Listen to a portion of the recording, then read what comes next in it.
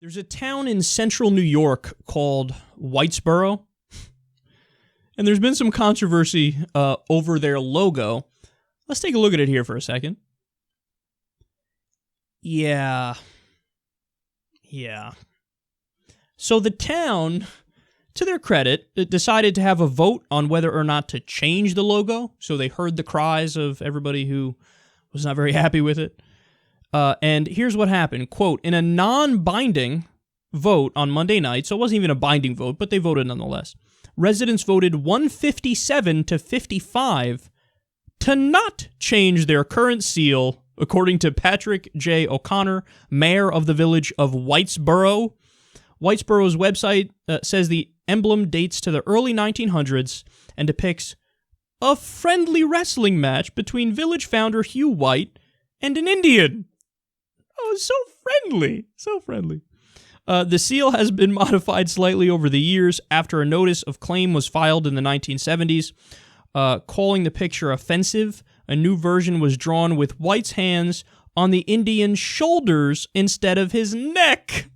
Tremendous change. Instead of choking said Indian to death, he's just shoving him to the ground. Now, okay, let's think about this. You guys know me. I'm certainly not in the control speech, social justice warrior crowd. In fact, I despise that crowd, and I can point you to, 10 segments I've done where I rip that kind of political correctness, okay? When it's a real concern. The right always says, this is PC, that's PC, and it's not. They're just saying it to get away with saying things that are factually incorrect. But there are people who are actually PC in the world who go too far and they try to censor speech and they do joke outrage and all that stuff. So we've gone after that.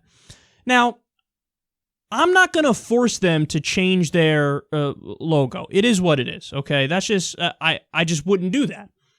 But can we all be honest enough to admit that that logo is almost the definition of in poor taste? That's all.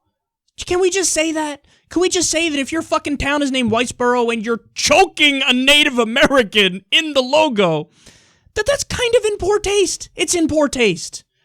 Now, I know, and I can already hear the rebuttal and the response and people getting mad at me and saying, well, wait a second, how can you say that about this, but you don't say that about, for example, cartoons of the Prophet Muhammad? Well, look, man, I honestly think there's a big difference between criticizing religion, which is a doctrine and a set of ideas and something that you can choose to leave. I know there are barriers in some places to leave it, but you can still choose to check out of the ideology. Comparing that with criticizing somebody for their race, which is, biological and innate and something that you can't control. That's not the same thing. You should be allowed to criticize both, but one actually makes sense to criticize it, religion, and the other is almost the definition of racism and bigotry. If you criticize somebody solely because of their race and, because you don't like who they are as a person in a way that they cannot change. Okay, so I do think there's a distinction. I do think there's a difference. I wouldn't force them to change it, but then again, if I'm on that board, am I voting in favor of changing the logo? Fuck yeah! I mean, I don't know how much clearer it can be that something is not in good taste. What's next? Something called Niggersville, and there's a fucking noose hanging, and it's like, what do you mean? This is just our culture. This is just what we believe. Don't try to censor my speech. Do you name it whatever the fuck you want to name it? Be an open bigot. I don't care. Okay, but I'm going to tell you, I think that's fucked up, and I think it does reflect on the kind of person that you are. Okay? So like it or don't like it, whatever. Like I said, I'm not in the business of changing names and shit and controlling speech, but I am going to morally judge if I see something that I think is in poor taste.